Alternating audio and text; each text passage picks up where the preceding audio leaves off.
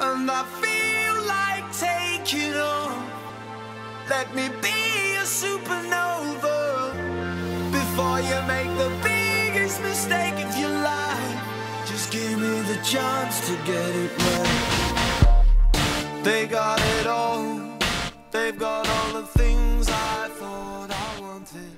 Welcome to the Sundry Webcast. Thanks for joining me once again. I'm your host, Brandon Anderson. Thursday, May 9th, the weather outside heating up, just like the bat of Boston Red Sox slugger Big Papi David Ortiz, but not without suspicion. Boston Globe running an article about suspected PED use of the longtime Boston Red Sox slugger, and what do we have to do to stop this madness, people, okay? The man's being tested like crazy. Everyone's being tested like crazy. I'm going to get to it in a little bit. Also, Major League Baseball, why can't these umpires make a call? They have the assistance of instant replay. Without the assistance of instant replay, it's old eyeballs looking at fast, fresh calls and having to make split decisions, and golly, they need to do something about this because it's going to start getting out of control. I'm going to get to that as well, but I'm going to start off with last night's NBA playoff, the Miami Heat taking on the Chicago Bulls, and it was physical. Little boxing match, left, right, but it was a boxing match between a heavyweight and a middleweight.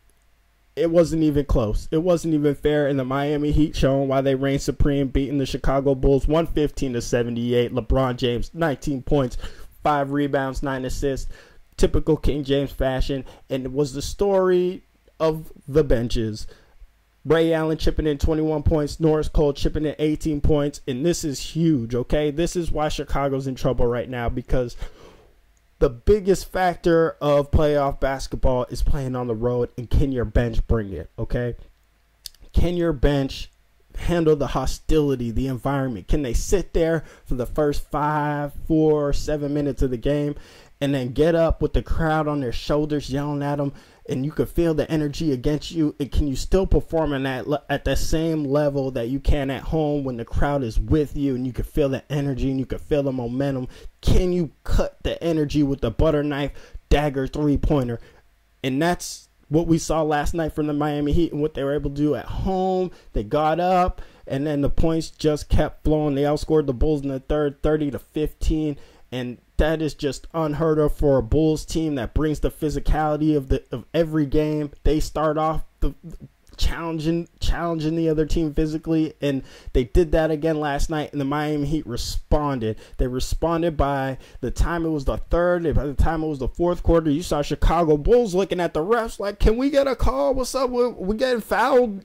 Little nippy, chippy, you know, and that's not the Bulls style. Obviously, the Heat were able to take them out of their game, take them out of their physical nature, and compound it with points.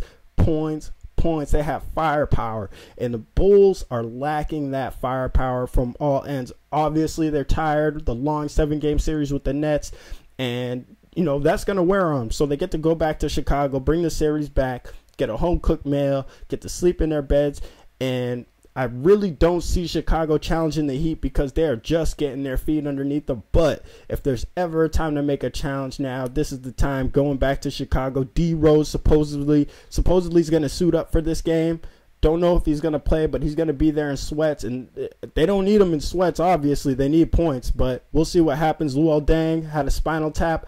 He could still be in the hospital. Who knows if he can make it back for the series? Kirk Heinrich. It feels like the story for the Bulls are the guys that are not playing more so than the guys that are.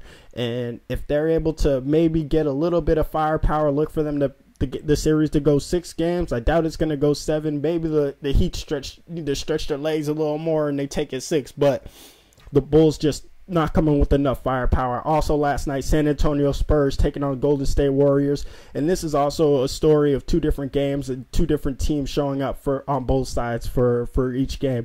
Golden State looking completely different than they did in game 1, and same thing with San Antonio. The best part about this series is the contrast in age of both teams. You have one of the youngest teams in the league playing one of the oldest teams in the league, and both ways, vice versa. The Spurs make the Warriors look young, and the Warriors make the Spurs look old at times. And it's fun to watch because the speed of the guards for the Warriors is very unmatched. I don't know if you see the the length that the guards bring and the speed and the versatility in terms of shooting. Their guards can not only dribble and get to the hoop and facilitate, but they can also create shots for themselves, and all they need is a little bit of separation. You saw Klay Thompson last night, 34 points, 14 rebounds, 1 assist as Golden State beat the Spurs 191. Klay Thompson went off, and all it took was a little bit of space for him to get these shots off. But the story of that game is only Klay Thompson, because winning by 9, Klay Thompson 34 points, that is not a typical performance on his behalf. It looked like the Spurs were just being handled on the glass. I don't know how it looked like Golden State was ripping so many rebounds, but it looked like they maybe rebounded the Spurs by 40 rebounds, and it ended up being even. And that just goes to show the energy of Golden State being able to timely rebounds, timely scoring, timely points. And you thought it was going to get a little out of control there for a while, because when the Spurs got down, they started coming back. Golden State, couple silly possessions, and that's where you see their young nature come in. You know, some silly turnovers, things like that. The Spurs still having quality possessions, going down to Duncan down low, which the Golden State Warriors really don't have an answer for in terms of Tim Duncan. But you can't go to him all game because he's too old. Ginobili came up short on a lot of shots. Don't know if he's completely healthy. In terms of what I saw, he does not look like the Ginobili we're used to seeing. And Tony Parker was being neutralized by the length of the guards of the Golden State Warriors, which is, I think, a real big advantage to Golden State's behalf. Also, Andrew Bogut. Sometimes he looks like, the premier center in the NBA, and then sometimes he looks like he doesn't really even want to be out there. Really confused with the consistency of his play. Really looks like a beast sometimes, and then looks like a doormat at other times. But Klay Thompson, story of the night, went bananas. True stars show up on the road in the playoffs, and he's starting to make a name for himself. And this two guard punch that the Golden State Warriors are coming with now in Klay Thompson and Steph Curry is looking really, really nice and really dangerous for the Spurs, because the Spurs really are showing that they have to slow the game down. They don't have the athleticism or the tempo to keep up with the guard play of Golden State. Wanted to get to MLB big time. Big Papi being accused of PED use by his own hometown Boston Globe paper.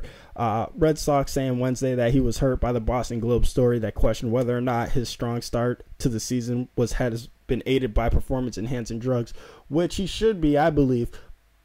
But because of the light of Major League Baseball has casted on itself, you can't help to be a little bit suspicious, which I can't. But the story is kind of slimy and backwards at the same time, because Big Papi, obviously coming off the Achilles injury last year, wasn't slighted to have a bad season or to be a terrible player. And it's not like he's not hitting 500, so let's take it easy. He's only played 15 games and got off to a hot start, so I wouldn't throw the whole PED book at him and say, oh well, let's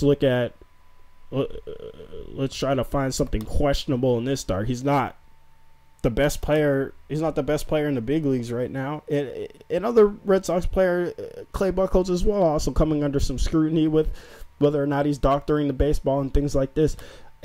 Very, very, very strange turn of events now in baseball. How even with all the light of steroids being taken out and the testing and the amphetamines being banned, stuff like this, there's still that cloud of suspicion when a player does well. And Ortiz is hitting .381 with 4 home runs, 17 RBIs in 16 games. There's Justin Upton has more home runs than him. Chris Davis has more RBIs than him. It's not like this is, some magical start to a season that we've never seen before in all of Major League Baseball history. This is .381, 4 home runs, 17 RBIs, and 6. This is just a good start, and you have PED use being thrown into the story again, which has got to be frustrating for baseball and for Big Papi, as he said he was hurt by the allegations. But this is the hole that baseball has put itself in terms of its past and what it has to look forward to the future. So, and Big Papi also saying he was tested on Tuesday. So the test will show what it is, but it's really said that this is the place baseball has to go when a guy is off to a good start. And the next thing I wanted to talk about is the umpiring situation in Major League Baseball.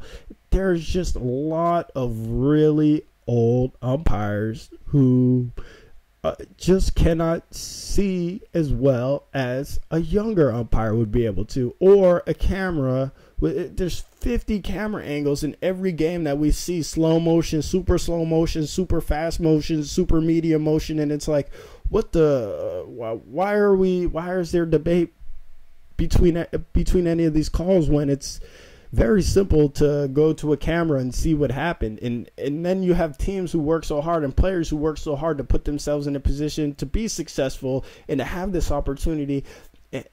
And there's a chance of that one call can just completely ruin a team's full effort for 8 innings. And you really hate to see this, because it's really a stain on baseball in their inability to, conform to technology and use it in its games and make it and really push it to the forefront of the sport.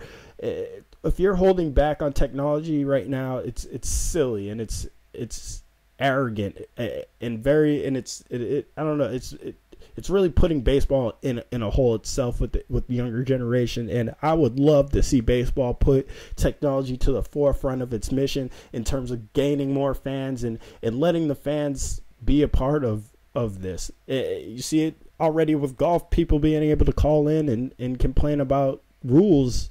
They're doing it from fans at home. In golf, we can't even in baseball take a camera angle and use it the right way. Last night, Cleveland Indians the A's hit a home run against the Cleveland Indians, and they called it a double.